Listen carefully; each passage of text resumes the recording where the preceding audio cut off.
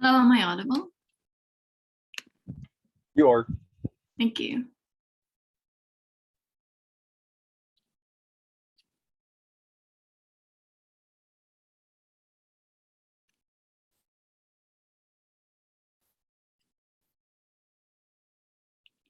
Starting my speech in 3, 2, 1. Sanctions are an exaggerated concept, and we think that we should not rely on them to ask for change to authoritarian leaders. Hence, we're very proud to propose this motion. The flow of my speech is as follows. First, I'll do the setup of this debate, and then I'll go on to my two arguments. Our first argument is sanctions are ineffective, and secondly, we'll talk about how sanctions are harmful to people on the ground. So first setup, we think that this debate is about what way is best for political concessions. Sanctions are alternative of military intervention. The definition of sanctions is that we're going to put like economic, but also like political or military penalties that are introduced to change political or military behavior. And what they look like is they look like export and import limitations, asset freezes, and tariff increases. We think that sanctions are ineffective to do on individuals because they are probably going to be leaders of authoritarian states. This is because if they are leaders of democratic states, there are checks and balance systems like massive public backlash, and which happens. And in the event that happens, we think that political concessions do not need military interventions, right? We think that the more power that these leaders have, the more connections they have, and also the fact that, like, for example, Putin has a connection with China, shows that these leaders have enough connections to like keep on living, even if there are sanctions. This is why we think that sanctions are going to be implemented on the whole country. For example, this looks like not buying that country's oil or making it hard for other countries' citizens to buy their microchips. Now, what do political concessions look like? We think that this looks like admitting what the leaders did were wrong. We think that in countries, especially corrupt ones, there's a lot to concede to. And these leaders, authoritarian leaders, are arrogant and they are in love with power. We think that politicians, like this, is set in like information. Authoritarian countries and will not take place in democratic countries because there will be massive backlash. Yes, I'll take your point. Don't you think that economic sanctions affect politicians and governments as well, especially because a lot of that money comes from taxpayers, which means that if there is an economic recession due to economic sanctions, that's going to affect them in the long term as well. How do you respond? Yes, it may affect them, but I've already told you about how they have connections with other countries who are very eager to help them in terms of crisis, right? We think that also the fact that the people on the ground are going to be harmed even more, their whole lives are destroyed, is the thing that is most problematic in this debate, and that's why we need to target specific people by using military intervention. Now, world building, what is our counterfactual? It looks like humanitarian intervention and political backlash, right? We think that using military as a show of force is going to be effective, and we're going to bar these leaders from attending summits or meetings and ignoring their opinions in the international community. This specifically targets leaders and also, if necessary, soldiers who have consented to being harmed in those countries. The burden of proof on our side is to prove why military intervention is more effective than sanctions. Now, going on to my two arguments. Our first argument is sanctions are ineffective. We think that this impact of sanctions in themselves have been largely exaggerated. The media exaggerates its impact because the sound of like peaceful pressure sounds really nice, while in reality, people on the ground are bleeding from not being able to get their living fees. Why is it true that sanctions are ineffective? Two major reasons. First, sanctions are very long-term. They pose no radical change, and it rather waits for the country to slowly deplete from resources. Now, there are two cases to which countries may react in this way. First, the leader has connections with other authoritarian regimes. For example, Russia, even if they're going through this kind of situation, China still trades with them, and India buys their oil, saying it's helping the world economy. In that case, we think that nothing changes and there is no political concession that happens. But secondly, the second case is that the country actually depletes from resources. In that case, we think that leaders would further exploit their citizens by making them work really long hours in order to try and get the resources. We think that these sanctions allows these leaders to control their people even more because the country is going to be isolated, because other countries are going to ignore the citizens by cutting off like imports, for example. We think that these two cases, both of them are harmful, and that innocent citizens are going to be harmed. But let's look at the second reason why it's ineffective. We think that there are too many political concessions to exist right now to actually have like everyone to go through sanctions, right? We think that elections, for example, are full of lies, and every politician says something that is false, right? We think that we cannot have every politician own up to their lies with sanctions, because each sanction comes at too big of a cost, because you're affecting like millions of people who have no say in it and are forced to go through it, right? So how does this kind of situation become better with military intervention? We think that military intervention allows third parties to target a certain individual.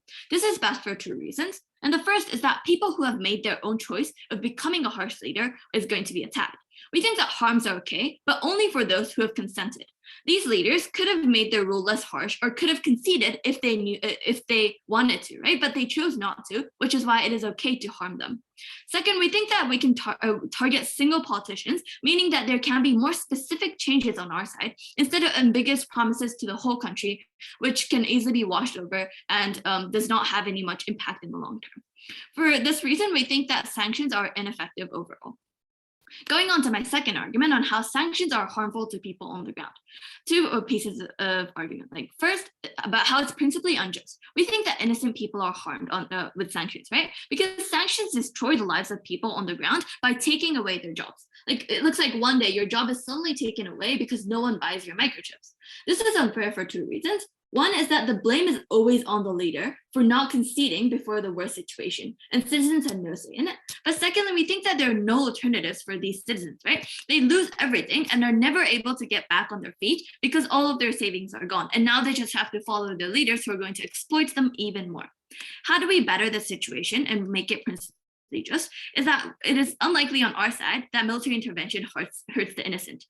Because, for example, we're all shocked by Russia hurting the civilians, but it's different for third parties for two reasons.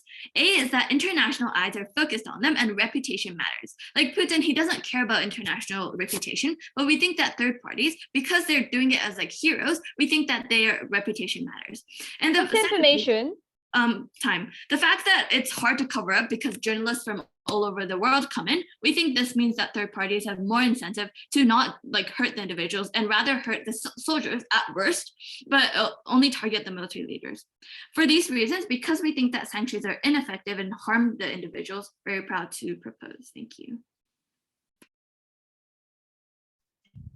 All right, thank you for that. To open the class of position, let's call LO. Here.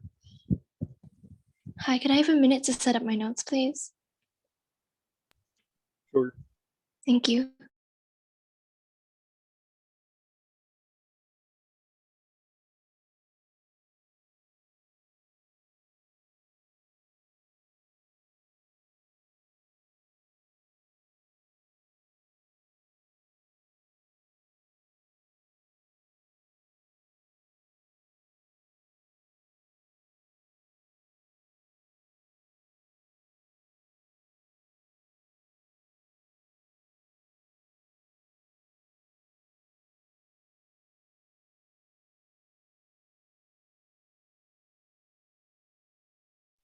Hi, can I confirm that I am both visible and audible? Visible and audible. Yep. Okay. My speech will start in 3, 2, 1. The fact that proposition has the audacity to say that they help more people on the ground when they literally support military intervention is very ironic to me. They say that third parties want nation, which means that less people will die, but we see that there is no fairness within these bloody killings. People will be severely harmed the moment you impose this policy, and we are so proud to oppose because of that. A few setups before getting into my substantives and rebuttals. Firstly, by political concessions, we mean the act of making people to do politically correct things. Issues of politically not so correct things look like the Taliban in Afghan, UKR, Russia, etc. And we see that these political concessions are meant to be imposed on these individuals, these nations, in order to make them change to more politically correct things. These are often used on corrupt countries like Afghanistan, Russia, North Korea, etc. And we see that the traits of these nations include, number one, that they have a strong military, for example, in North Korea, Russia, because they are post-conflict zones, right? But secondly, we see that they have a deflating economy. They are extremely unstable as such. Secondly, what do sanctions look like? We see that these are military goods and mercenaries, financial measures, such as targeting the central bank of a certain country. For example, all Russian banks have their assets frozen right now. We see they cannot borrow money from other countries because of these sanctions. And lastly, it looks like targeting individuals, such as rich businessmen in the country, just to achieve that goal. Thirdly, we see that we will focus more on the international scale of problems within this debate, right, rather than the national scale. Because we see that by focusing on the national scale, it brings a lot of minimal impacts and it will make this slightly shallower debate. We tell you that if we focus on more wider impacts, we will be focusing on the international scale of problems, such as sanctions imposed on other nations instead of within a nation. Lastly, what are the alternatives in proposition, right? They have brought to us two alternatives: military intervention and political backlash. My second speaker will be disproving these one by one and telling you why both of these don't work and why sanctions on the comparison are better. Lastly, we can see that sanctions are not 100% guaranteed to work, but we see that on a comparative, it is still better than their sides. Our burden is not to prove that sanctions will be 100% guaranteed to work. We just need to prove that our impacts outweigh that of propositions, which we will be doing now. On to a few rebuttals. Firstly, government talked about how the government themselves can get help from other authoritarian regimes. We see that this is not necessarily the case, right? This one example of China is the only point they give, and that is not sufficient enough to concrete this point into debate. We say that there are international backlash and things like secondhand sanctions that exist. These are sanctions that make countries follow certain other sanctions, right? And we tell you that overall, even if they do get help from other authoritarian regimes, that is not going to last forever, right? Since a single country cannot provide the state with all the resources they need. Secondly, they talked about how sanctions are long-term and doesn't perform radical change. We see that on a comparative, other alternatives will harm more people, will not work in the first place, and we see that on a comparative, a long-term change is much better than no change at all. Lastly, we tell you they talked about sanctions harming people on the ground. We tell you that military intervention harms people even more. They hurt people on the ground as those who are in the military in these states are often forced to become soldiers because of certain conscriptions in order to combat these things. Right? We tell you that even if third parties do not harm the innocent, the armies from these authoritarian regimes will not hesitate to kill those who are in the way of their goal. Right? Exactly what PM talks about in the last moments of her speech. We also tell you that even if they harm more people, we tell you that military interventions are not effective in the first place due to the characterization above that I have stated on the fact that these countries tend to have a strong military, such as Russia and North Korea, and we tell you that as such, it is very hard to have it achieved in the first place. Now, onto the arguments. I will be talking about why sanctions are the best method to combat these acts, and my second speaker will be talking about why other alternatives do not work, ones that which proposition propose. Now, on the first level, what do sanctions look like? We see that these are penalties against states which do not follow a certain political path. These include trade restrictions, bans on certain products, and lots more. We tell you on the second level that there is an incentive to change when these sanctions are imposed, because despite what government might say, sanctions do not affect onto the citizens the most. It affects the entire government as a whole. We see that when citizens are going through this economic distress, if resources and trade is going to be cut off for the country, then citizens are going to suffer, right? As they cannot get these products, imported products from outside. However, we see that on a comparative, through military intervention, citizens dying, innocent people, innocent soldiers being forced to go fight and die is comparatively worse. But we also tell you that in all cases of current countries, they rely on others because of this idea of specialization in trade. For example, countries like Russia and Saudi Arabia, they have oil. So it wouldn't make sense for them to specialize in that sector because they have a lot of oil. However, for countries like Japan or Malaysia, who don't necessarily have as much oil, we tell you that they won't specialize on this and try to grow their oil industry because they don't have the resources in the first place. We tell you that these countries will then have to depend on these other countries for oil because they themselves, they don't have enough of it, right? We see that it means in whatever case, these countries are going to be severely affected by these economic sanctions anyway. As we tell you, different countries thrive based on different aspects. Some rely on trade, tourism, relations, oil, etc. And we tell you that if a country does not prosper in a certain aspect and they rely on other countries for it, we see that they are very much likely to be greatly affected by sanctions. When sanctions are imposed, they lose access to what they prosper in most. We see that economic recession will most likely occur.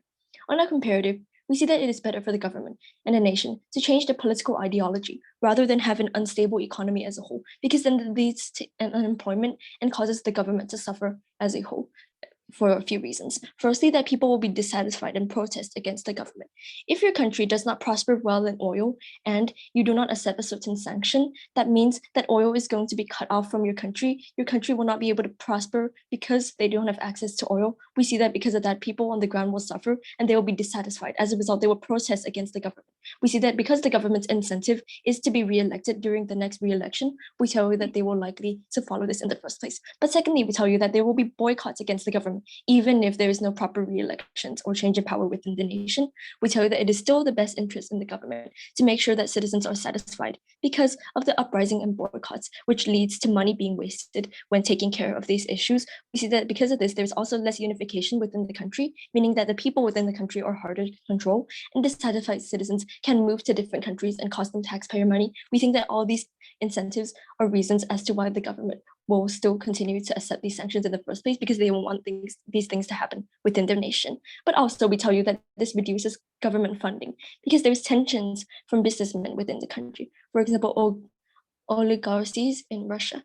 In most cases, countries gain funding not only from taxes, but also from private companies within the country. We tell you that these major companies are going to be affected greatly when there is an economic recession due to economic sanctions, right? So they could do things like move out of the country and cost them money, as they can no longer take income tax, wealth tax, corporation tax, etc. out of them. They can also threaten the government to follow these political concessions as such. We see that because the government needs money to survive, just like any other company or individual, they need money for military, for their citizens, etc. We see that because of all these reasons, it is in their best interest to back down and follow these concessions. As such, we see that sanctions are the most effective way to solve this problem we are so proud to oppose. All right, thank you for that, Leader of Opposition. To support the case of government, let's call Deputy Prime Minister. You're here.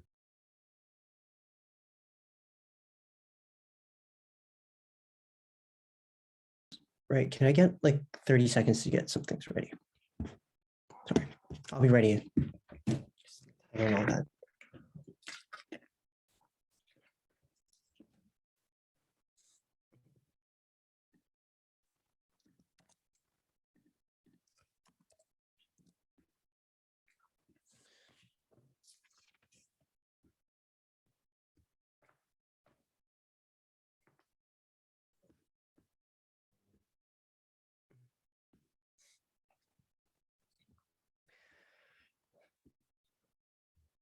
All right. All right. My time will start. My pronouns, gender pronouns are he, him. I'd like to have my POIs verbally. So just unmute yourself. Okay, my time will start in 3, 2, 1, go. No time for fancy introductions. I'll get straight into my speech. A couple of things I'll be doing in my speech. Firstly, reconstructing, and then talking about the inefficacy of sanctions. Thirdly, why humanitarian aids and political backlashes and things that we support are better. And lastly, weigh on the economy. Okay, so first thing, two things I want to point out. Firstly, they talk about how people protest if countries can't prosper because of sanctions, right? I want to point out that this is a massive contradiction, because if the countries are so authoritarian that soldiers are forced to fight, protesters will be brutally killed anyways, right? Second thing I want to talk about is this characterization on military inventions that they make. First thing to point out is that it is not true, that they aren't exploitative, because most of the times they are focused on taking down key parts of specific parts of the government infrastructure, rather than just like rolling over the bones of public innocent people, right? But the second thing I want to point out is that even if you can't take this characterization because it sounds like an assertion to you, we say that there's many check and balance systems to prevent this, right? Because there's things like war laws and international laws that like are check and balance systems naturally, but second, the international relations. But the last thing I need you to note is that like this ignores the entire reason why we included political backlash as one of the things we support, because political backlash will disincentivize countries for like taking illegitimate reactions against these countries. I'll talk about this later on, but this is for now. I'll move on to the second point about like how on the inefficacy of sanctions. The thesis of this argument is basically that these like sanctions are unreliable and most importantly uncontrollable. A couple of reasons under this. First being that the time frame of impact of sanctions are hard to foretell, right? Some sanctions fall much shorter than they are expected, and some go much longer. Like examples of this going way shorter is like in Iraq, Libya, and Cuba. It went way shorter, having less of an impact than they wanted. But like when things go longer, like for example, the U.S. sanctions on Pakistan went way too long, causing unwanted impacts, right? But the second reason why is because they fall apart due to unexpected reasons. Economic sanctions are contingent on two things. One being that the members who initiate the sanctions, and like two, the economic background when the sanction is given. This is problematic for two reasons. Firstly, the coalition changes over time, right? Russia and China used to be much closer, but now they have their own tensions because of Russia invading Ukraine, which goes against China's incentives. Second example would be about like how America just pulled out of the Paris Agreement because of the government changing, right? These are examples of how coalitions change, and that could cause like changes in the incentives of sanctions and the impacts of sanctions. Second is that the COVID and unexpected events disrupt the economy. Whether or not the coalition changes, economic sanctions are built on the premise that the economy, like there's an impact, a calculated impact. But when economy changes in a way that isn't expected, the impact of that sanction could go much further. So like if they were trying to like cut down on 60% of their of the country's market, they could be cutting down on to like 20% or something like that. But third reason is because it holds unrelated actors responsible. It's not just the people of that country, but also political allies and trade allies, right? This looks like how Russia's sanctions are also frustrating China, right? Opposition may claim that this is why sanctions are good, but this is simply unjustified on the principle that it spills harms to innocent people who aren't even related. Second, and then opposition in their first speech talk about how governments also suffer from this. But magically, I think this is an argument for us, right? Because their benefits only come after the government suffer. So this doesn't really change, but rather we'd like to flip this by saying all the reasons they claimed about people being dissatisfied and these boycotts occurring and governments having lesser funding. All these things are going to be reasons why economic sanctions are not good, because the benefits that they claim for being able to de-incentivize are only going to come on the prerequisite that these things happen. So this is not going to be prevented on opposition's world. Lastly, I want to point out the most important thing that I've been telling you, the aspect of unreliability, not being able to foretell what's going to happen. This is why we regret economic sanctions, because you don't know when these miscalculations will happen. That is why you cannot be taking economic sanctions, and that is why we regret this. Third thing then about why humanitarian aids and political backlashes are better. First thing I want to point out is that the actors are better in on things we prefer. For example, this looks like third-party interventions, right? The UN, NATO, or will intervene rather than just having single parties intervening. Second thing is because it requires collective action as a general case, right? Countries will now need to form coalitions and a collective unit of government forces to form political concessions. Why is this case? Two reasons. Firstly, because of the cost of military intervention and humanitarian intervention. Military costs much more than economic sanctions, which are just like a press of a button, right? Because it takes labor costs and it takes a lot of fuel and all those costs, which don't happen on economic sanctions. Second reason why is because of these geological reasons, right? Simply because you cannot bring your jet plane all across the Atlantic every single time you want to make China have a political concession, or you want to have some other country, concede to their politics. Second, whereas you can just sign a form or press a button on your world. That is to say, the big actors, e.g. like America, US, Russia, will not be able to do this. Counterfactual that opposition has to defend is one in which single actors can freely do this without any problems. Second reason why, second analysis I want to make is that there's going to be better incentives for these people who give this humanitarian aid and political backlash, right? Firstly, because you're more careful with your cost allocations, simply for the sheer fact that it takes much more time and money to carry out than simply pressing a button. You're going to be much more careful, right? The key thing to note is that we aren't saying it takes longer than the impacts of sanctions. It just takes longer than carrying out a sanction. Second reason why is because you need to align with other actors. You cannot just swing your own fist at your own will now, because you need to be able to have other allies align with your opinion. And even if you do act without their agreement and their agreement, you're going to be met with certain outcomes, right? For example, you're going to receive political backlash. You're also going to lack efficacy because you don't have enough funding to support military interventions all by yourself, especially when you're when your country's on the other side of the planet. Therefore, this will not be an incentive to repeat these things, things against their own will. Lastly, I want to talk about the economy and how it cuts both ways, right? And Anju POIs by asking about how governments will be harmed. Yes, but it doesn't happen on the magnitude of economic sanctions, right? The harms that politicians may receive from this isn't equivalent in relativity to what economic sanctions will give. But also, even if it is equivalent or even worse, and that means that it acts as a de-incentivization mechanism for these countries, governments aren't a relevant actor because they are the ones who choose to initiate the sanction. So they should be responsible for it in like in any sense, right? But more to the point, it goes against the people on the ground. Sanctions look like trade tariffs and restrictions, and these people have to cut exports, right? These, like, it looks like apple farmers in USA not being able to export their apples to like China or like otherwise, or also like fruit farmers in Taiwan suddenly not getting 90% of their sales because there's a trade tariff on China all of a sudden. This is bad because firstly, it is principally unjust, right? This is magnified because you suddenly cut this, not like telling them that you're going to cut this in a month or so, but you suddenly cut this, but also it comes at the cost of their own economy. And for all of these reasons, we're so proud to propose. All right, thank you for that, Deputy. So to support the case of our political deputy leader of office, you're here. Hi, just give me a quick second. Thank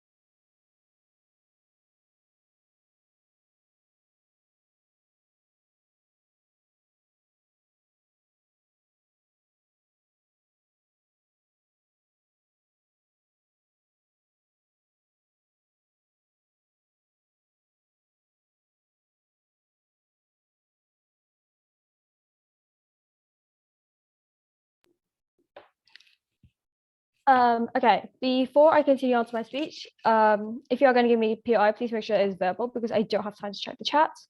And I'll start shortly. Give me a quick second to set up my timer.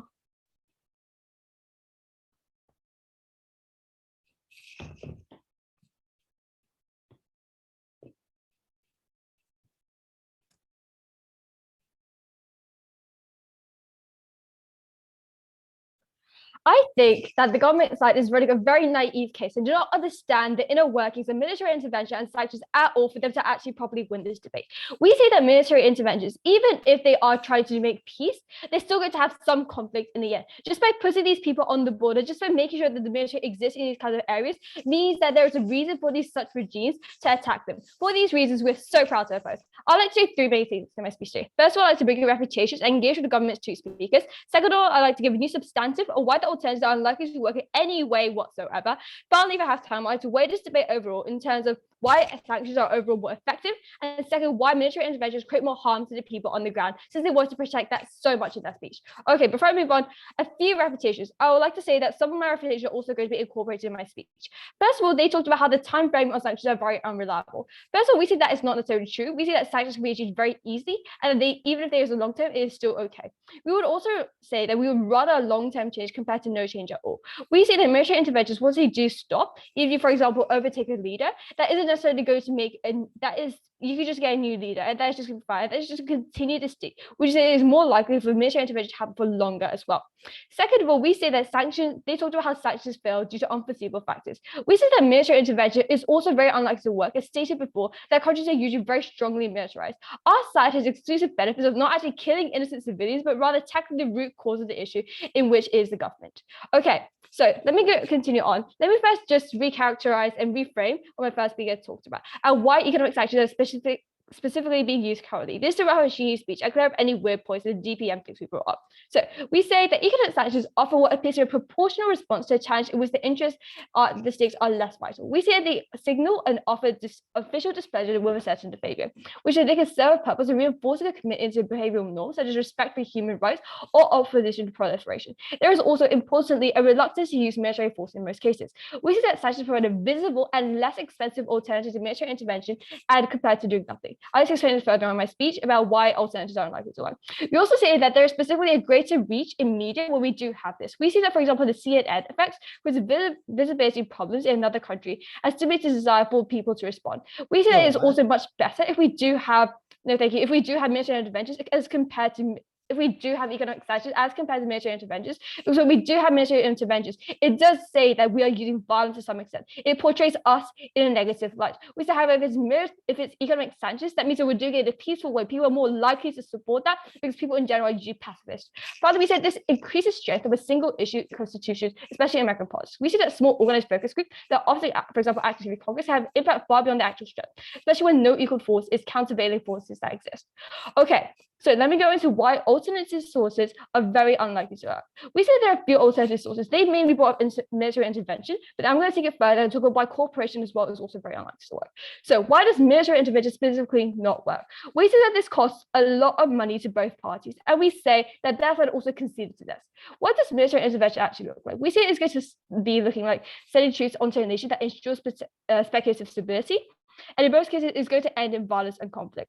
Even if there's no violence instigated from these third parties that the government wants to claim are so great. We say there is, just by there being a military intervention, means that it gives these authoritarian regimes a reason to attack. This is actually taking a violent stance against the government of the state. For example, if Putin can actually validate the Russia invading Ukraine because they're going to come close to NATO, then pretty much any country that say that they were engaging in military conflict just because they had troops on the border. We have many notable examples of this. For example, the Taliban of Afghanistan, because they're US there, even if it was just apparently maintaining the peace, they still managed to attack because they had militaries there. That started them and that puts them at hostility.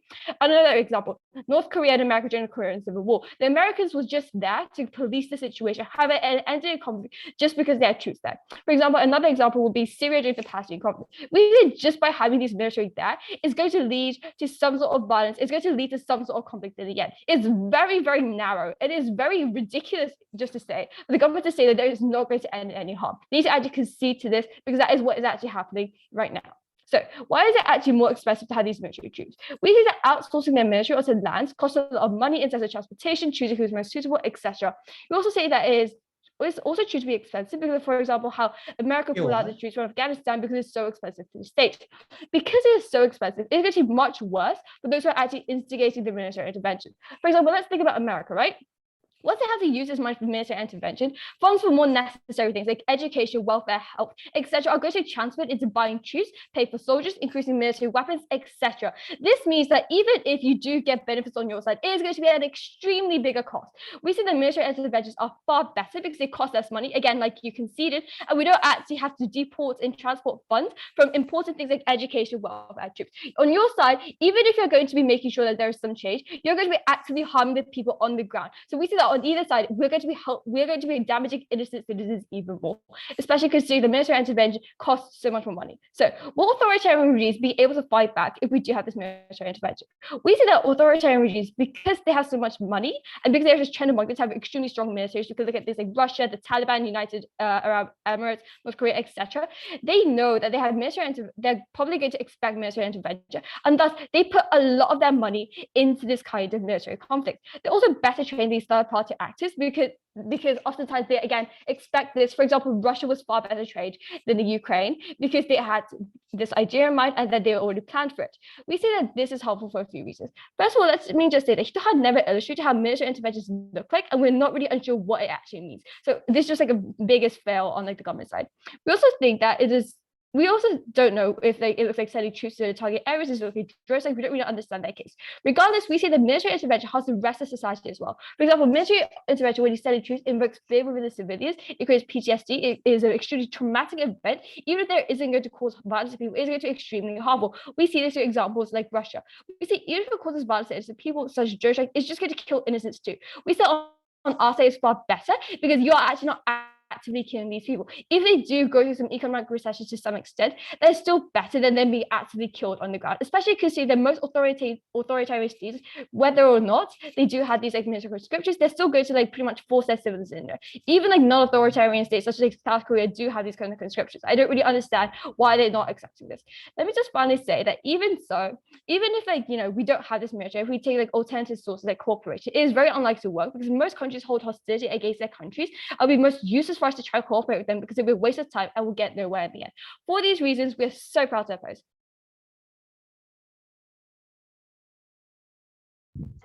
All right, thank you for that, the leader of opposition. So now let's call Gov.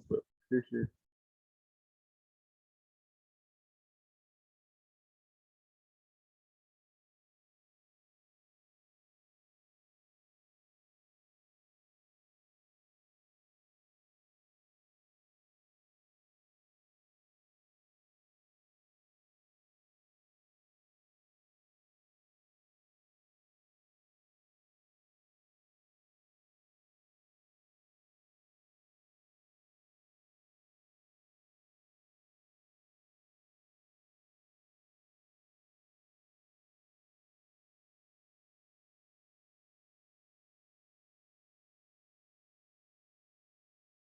Sorry, can you just wait a moment? I just need to gather my notes.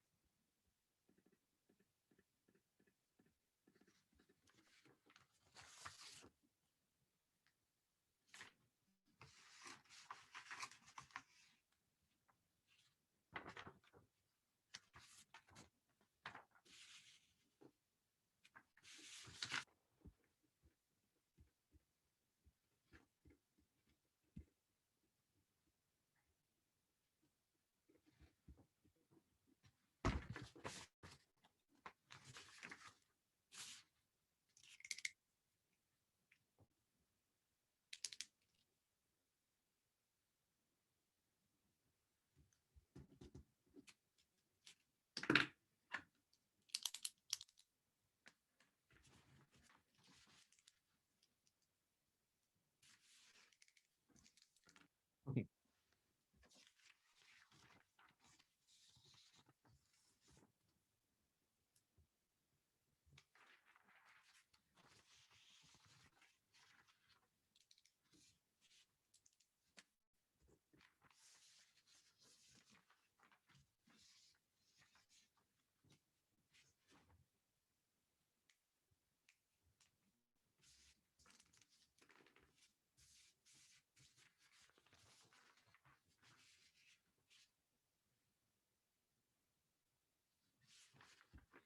Can everyone hear and see me?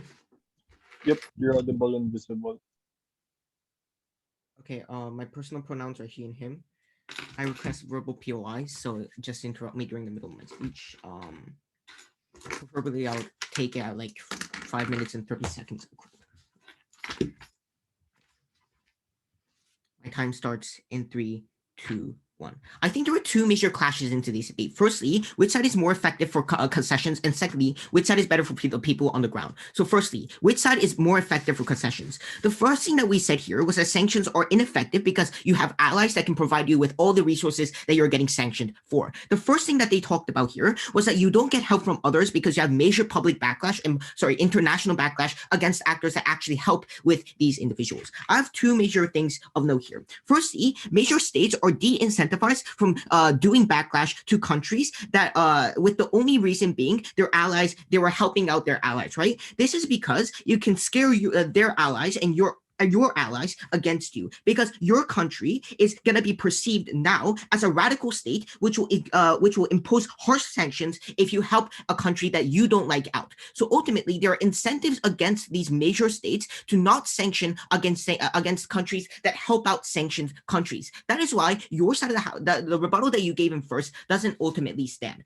But the second reason is the major geopolitical demographic in Western and in the world is the Western bloc versus the Eastern Bloc, right? For example, countries like America and the EU versus Russia and China, because Russia and China has many allies with states that are majorly authoritarian. Because, for example, through the Road and Belt Initiative, or when Russia was the Soviet Union, they had processes that tried to fund the developing areas like authoritarian states in order to get major allies and stuff like that. So so that is why they have major connections with authoritarian states, right? And plus, I want to note that pre-communist states are majorly authoritarian because pre-communist states are used to rely on Soviet money, which means that now after the Soviet Union collapsed, they're no longer reliant on Soviet money, which means they're probably developing, which means that they're ultimately authoritarian. The implication for this is that since these authoritarian states has major connections with the Eastern Bloc, predominantly China and Russia, which are major international players, I don't necessarily think that they're going to have small players that are probably going to be scared away by countries like America. So ultimately, I don't get as to why your rebuttal stands. But the second thing they said here was that you're going to rely on others for trading. But I don't necessarily see how you're going to scare how these like other actors that are trading with you will be scared away. Because presumably, as an authoritarian state, you probably want to trade with other authoritarian states because you know the democratic states like America or the EU probably doesn't want to trade with you because you're ultimately an authoritarian state. That is why authoritarian states are probably not going to lose most of their buddies and their allies, most of the countries that actually they do trade with, because ultimately most of them are predominantly authoritarian states, and per the mechanisms that I introduced in my first response. But the third thing that they talked about was uprising and rebellion. The third thing I want to note is this is a contradiction to what second speaker talked about in her first introduction when she said that people are predominantly pacifists. If people are predominantly pacifists, it's more likely that these individuals are probably not going to rise up against the government or do rebellions and that sort of stuff. But the second thing I want to note is that even if uprising and rebellion happens, I want to note that governments of authoritarian states don't necessarily care in the first place, because the vast majority of their income doesn't necessarily come from the citizenship. It comes from trade. It comes from their national resources that they control in the first place. The people don't control anything in these authoritarian states. They don't even control the government. So why would this type of uprising and rebellion be an incentive for authoritarian states to actually concede to what the people want in the first place? I don't get an analysis as to why this is such a major thing on your side of the house. But the third thing I want to note is that even if we do take your best case scenario, it's likely to happen on both sides of the house, because predominantly you're authoritarian, which means that you're probably restricting the rights and freedoms of individuals, and therefore, since these types of uprisings or rebellions doesn't happen in the status quo, it's more likely that this type of uprising or rebellion probably wouldn't happen on your side of the house as well. Given that now we have established that our side effectively wins, which side is more effective for concessions, I'd like to move on to my second thing, which is which side is better for the people on the ground. The first thing that they talked about here was that military intervention is worse because you have war and conflict, which ultimately harms innocent people on the ground. I have two responses. Firstly, we think we're not necessarily going to say that we're going to go in guns blazing. You're probably going to have military show-ups. You're probably going to have political backlash on our side of the house first, and then later you're going to have military intervention. Therefore, it's probably going to be symmetric on both sides of the house, because if the leader is so stubborn or there are active incentives to go to war in the first place, then on both sides of the house, these active incentives still exist. Therefore, on both sides of the house, you're probably still going to go to war with these countries in the first place. The difference is on our side of the house, you don't have sanctions, which means, and since leaders are predominantly selfish, these authoritarian leaders are predominantly selfish, because if they weren't selfish, they would probably care about their citizens, and they probably wouldn't do the actions that actively need sanctioning or actively need military intervention to force a concession in the first place. On side opposition, you're going to have long-term sanctions before the military conflict happens in the first place. This is bad because you're weakening the people, then you're subjecting them to military intervention, which will harm people more in the long term. But secondly, even if we do take the best case and say the military intervention will ultimately happen more on our side of the house, we say that we are willing to take this trade-off, because as we have already stated, sanctions are probably going to be very long-term, considering the fact that these authoritarian leaders are predominantly selfish. I think it is conflict that says kills 10,000 people, rather than have like a long-term 50-year sanction war that ultimately harms and decreases the quality of life for 1 million people within these states. And note that I just want to note that this comparative is very important in this round, because ultimately sanctions are long-term, and since military interventions only happens like once, we think that this type of authoritarian state will ultimately decrease. The second thing that they talked about here was about media. About media and representation. But I want to note that, don't you think that military intervention brings much more media attention, right? So ultimately, What's information? military intervention is far more better, because this media attention that they bring forces have very to prevent these innocent people getting slaughtered. And I know there are examples of Russia that not it's just an authoritarian. I don't get a reason as to why that is so big in the round. But thirdly, I just want to note that scarcity on side opposition brings more authoritarian regimes and incentivizes more authoritarian regimes to pop up in the first place. That is why sanctions are worse on your side of the house, is because you give more power to authoritarian people, because now you're forcing these individuals, forcing the innocent people on the ground to look up to a strong leader, because they have literally no food, they have no money, they have no shelter in the first place. Given that, since sanctions ultimately decrease the quality of life for these individuals, increases scarcity, which ultimately increases authoritarianship on your side of the house, which he told you was predominantly bad, then ultimately we think that we win today's debate.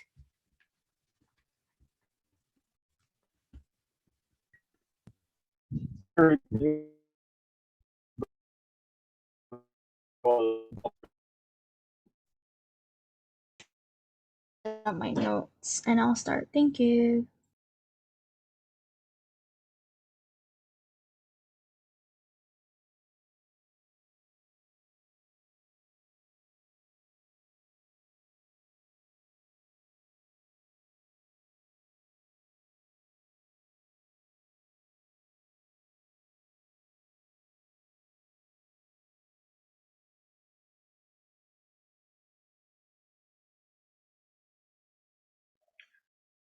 I will be opening my camera because my internet's pretty bad right now.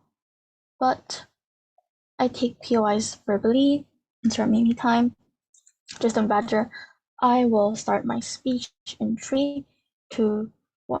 Because of how they are never defending military interventions and conceded to being okay with killing tens of thousands of people, we are proud to stand on the side that's most humanitarian. I have a few strategic observations on all the 3 speakers before moving on to the clashes, because we think on the meta, all of them just made their own case fall, right? We think PM never gave a proper illustration or anything from the mechanism to the impact they want to push. We're unsure what this military intervention looked like. We needed this crucially in their first speech. They lose because they have no counterfactual. But second of all, we're unsure what connections look like either. Does it look like nations giving in money to other states, or is it just moral support in the international sphere? As the average rational voter, I don't get their case. But on DPM then, we think they gave a contradiction, which I'll point out later. But second of all, they're very derivative of their first speaker. I'll just respond to that in my classes later on. But last of all, on government wit, we think they gave a lot of new material, and God, I have too many extraneous rebuttals because of this.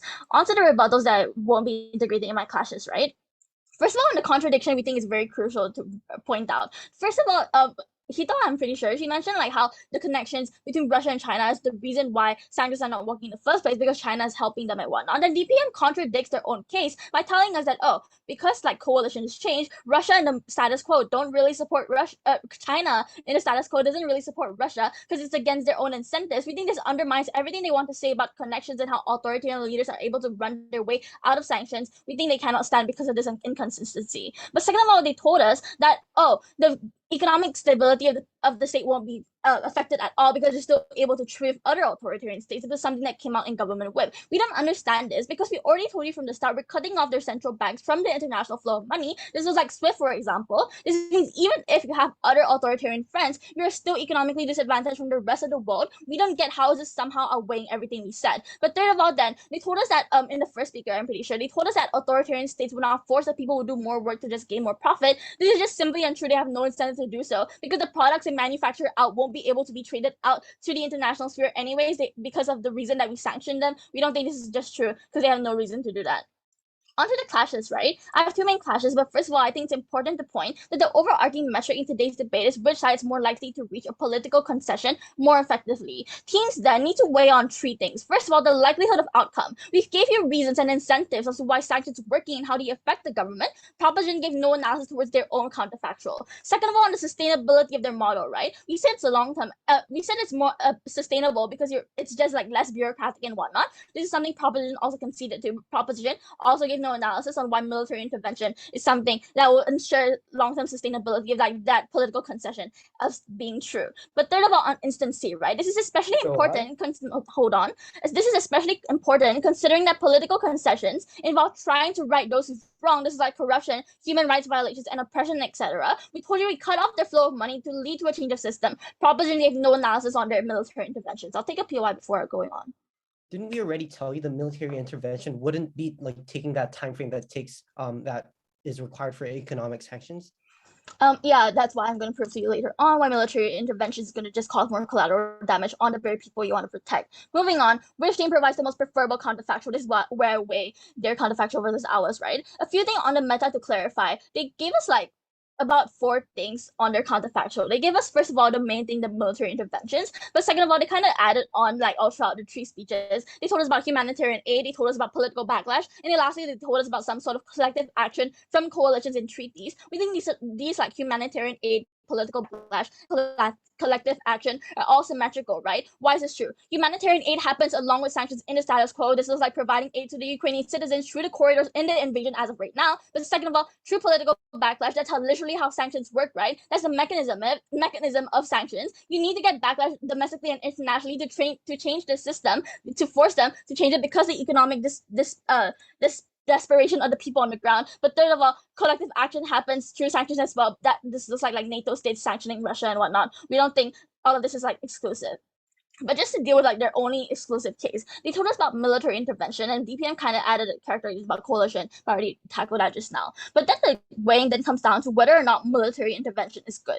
We said that on a meta, we're unsure how this is like. But on a thesis, Andrew already told you that military intervention in and of itself is not effective because it costs a ton. This is like outsourcing troops and transporting them. This all takes a lot of capital. And second of all, weaponry in and of itself is very expensive in general to deploy. We don't understand their mechanism. They never really provided us a true analysis on why is this going to be more cost efficient. But third of all, on the impact, right, take them at their best. Even if military intervention happens, and even if it's gonna be passed out effectively. We think even if it's true, we think it causes more collateral damage. This is where I explain it to the whole case, right? We think first of all, it causes violence towards innocent civilians, right? Because military troops sent for the reason of ensuring stability. More often than not, these are the troops that are not much clear with instructions. They're just sent there to ensure like some person gets hurt. I'm not sure because I never heard a mechanism. But second of all, there are massive casualties towards local populations, right? As per their whip conceded, saying they're okay with 10,000 people dying.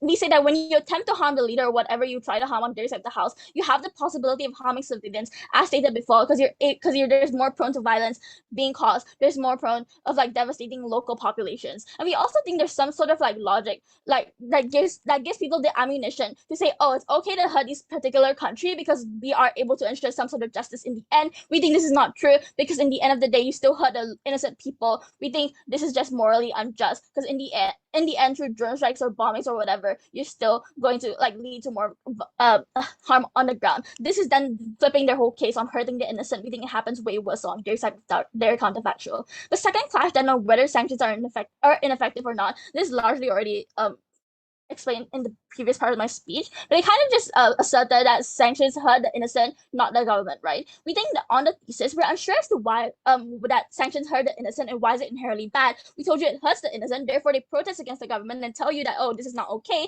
we want a change and reform in the system. But on the second thing, whether or not sanctions hurt the government, right? Which is blatantly untrue. And an example could be like how Russia currently is in sovereign default because of the sanctions and their economic instability as of right now. This caused them to be literally secluded from the international sphere. But outside of Russia, we think it's also largely dishonest because they're going to lead to more further isolation from the global financial system on outside the house. Therefore, it causes them to have some sort of incentive to change because they want economic prosperity. This is something especially true in authoritarian states because we already told you from before, they're economically undeveloped. This is something they largely rely upon.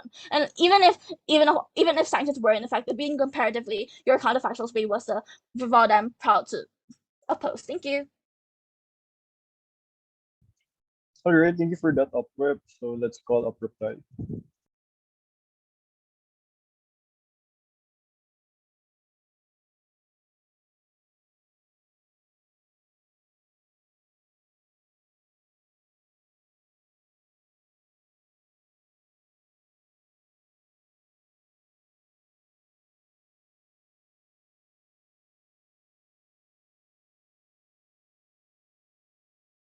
Okay, I'm gonna start my speech soon.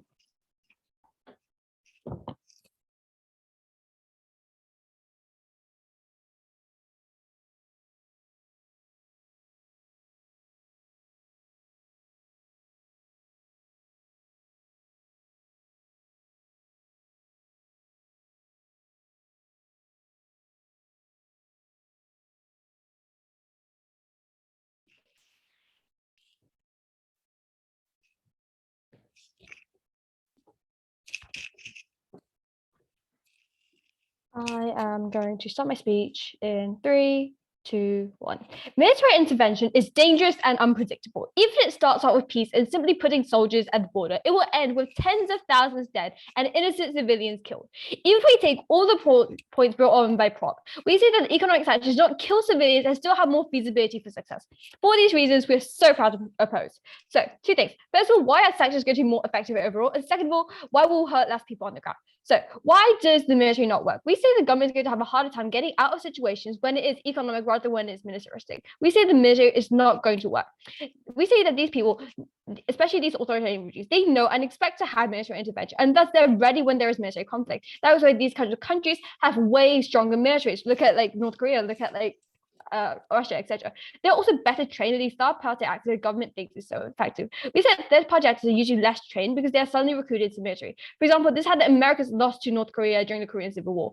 At the end of the day, it is very unlikely for them to win in a military conflict. The government said failed to prove or even try to move from any of their speakers as not to say that they'll actually be able to win these military conflicts. As long as they fail to give any mechanistic analysis on this, the entire case of military does not work.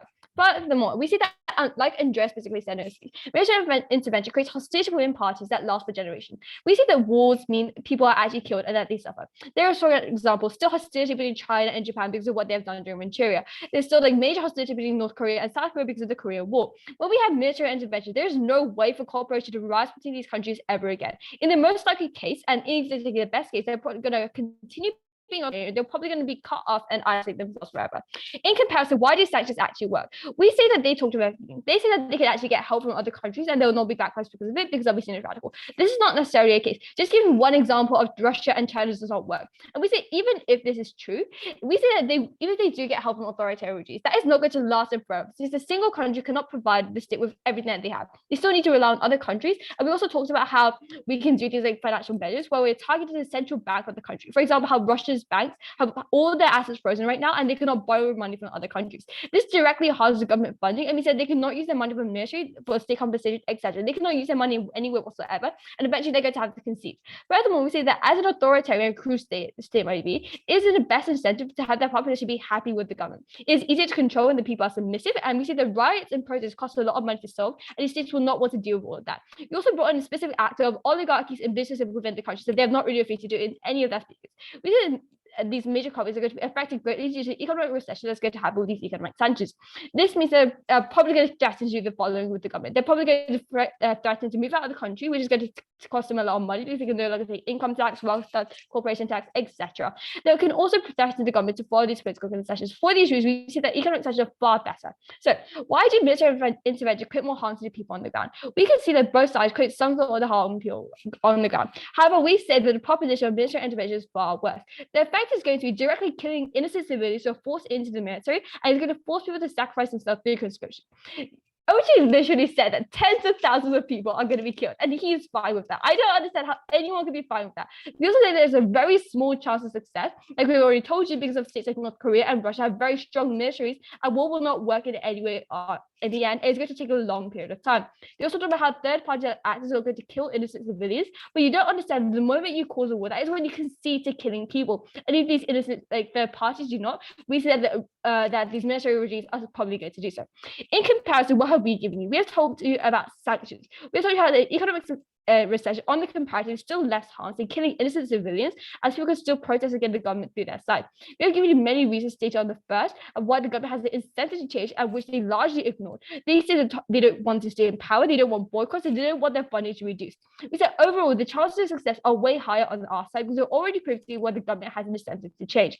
For these reasons, we are so proud to oppose. Thank you. All right, thank you for that reply. It's called now Gov reply.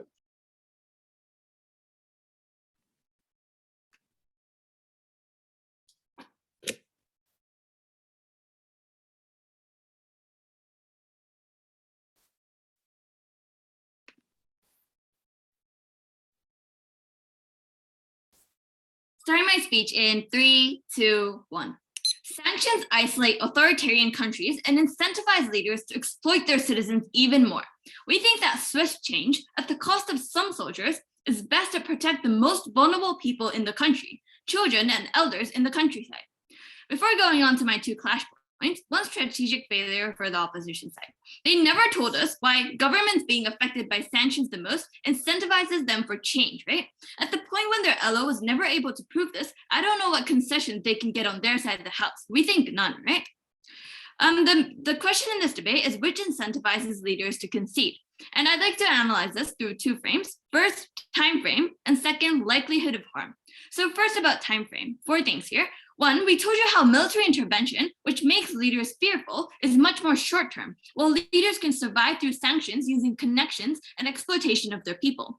Notice that they never had any response to this. They just told us how tax affects politicians, right? Second, they said that governments suffer more than the people, but never showed us why that becomes the tipping point for them to concede. Moreover, we gave analysis as to why only the people on the ground are affected when sanctioned, because the rich people in the higher ups are able to avoid these things. Third, we think that military intervention, which we told you from the first is about how it's targeting specific politicians, it's much more intuitive in that we threat to hurt specific politicians for being toxic leaders. We use the universal feeling of fear in order to make change, right? We're able to get more specific change because we target specific people, not whole borders like they want to claim. Fourthly, we think that opposition would try to wash out sustainability, but this obviously is relevant because we told you that our side achieves outcomes on a shorter scale. The problem of sustainability itself is a unique concern in sanctions. Given that political concession is the utmost goal in this debate, we think that immediate change is necessary when citizens are being harmed on the daily. Time frame is the most important metric which we've won on. Second metric, on likelihood of harm. At least on our side, there's a chance that only these leaders are harmed, which is principally something we need to push forward when people on the ground are innocent and play no part in initiating the action. They never explain why third parties are going to harm the innocent, right? They're more accountable because of media and have naturally better incentives. DLO and WHIP completely forgot about this and the characterization that we gave you in PM and DPM. Moreover, in WHIP, we explained to you why we're willing to take this trade-off because the scarcity increases in the power of authoritarian governments. And moreover, since authoritarian leaders are inherently selfish, sanctions will probably result in more suffering in the long term. We told you that tens of thousands, which is highly unlikely, but we're engaging with their best case, should be weighted below the suffering and deaths of millions in the future, which they completely ignore. People are going to be exploited for their entire lives, right? Opposition overall loves to claim that military is going to slaughter citizens, which is really uncharitable towards our side when we've told you how third parties have better incentives. They try to push the fact that governments suffer the most from sanctions, but notice the most important thing. Everyone in the country suffers on their side of the house for a long time. DPM gave you a considerable part of his speech explaining why economic sanctions cuts both ways to people on the ground for those who give and receive economic sanctions, right? Andre ignores this and only says that our side opens holes for regimes to fall. They strategically, because of this, they concede that our characterization, but also this is symmetrical that both sides are susceptible to external forces. Because of this, we think that the attack they gave on our case by trying to symmetricize what we support about humanitarian aids and military aids does not stand because they standard our case beforehand, right? If they want to say that this is symmetrical, all of the harms they claim on military intervention and humanitarian aid also exists on their side of the house. Because this doesn't work, it's a sign that they haven't listened to us. We gave you a multitude of unique reasons as to why economic sanctions be prison and why the existence of sanctions would mitigate the effects of other aids. All in all, because they were never able to show why sanctions have any effect, just that soldiers aren't hurt, we're very proud to propose this motion. All right, thank you. Of replies, but that basically concludes this debate. Please cross the house.